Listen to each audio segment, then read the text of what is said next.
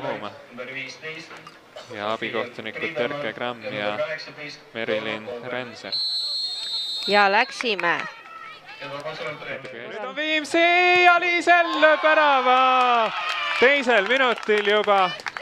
Ja kui ma ei eksi, siis lööb siin selle värava ta ju oma endise koduklubi vastu, nii et jah, läheb siit Viimsi väga kiiresti seda mängu ju. Nüüd näeb Salei, söödabki pöörale, aga natuke jääb nurga alla, aga pööra keskele. Väga hea võimalus ja esimene peaks see olema kahe naiskonna peale kokku. Tuleb sinna esiposti pea alla sinna värava. Võtab seal Salei Tetta ja tsenter taab ja Pahpeaga!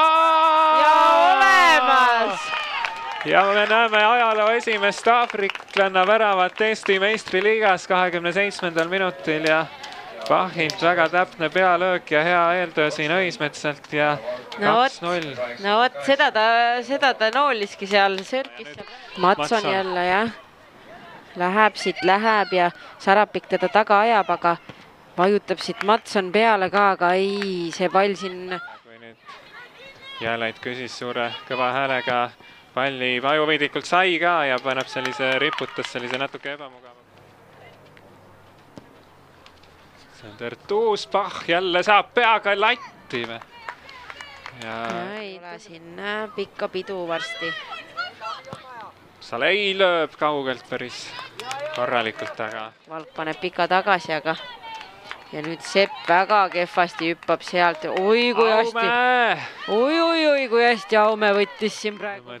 Siin 1-1 vastu jäetakse taga, aga ees on palju mängijaid nurgalöögi ajal. Tuleb sinna, Tugo pudistab.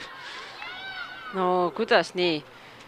Nüüd on küll mingid pudrud ja kapsad seal värava ees. Ja jälle. Viimsi võidab neid palle ja...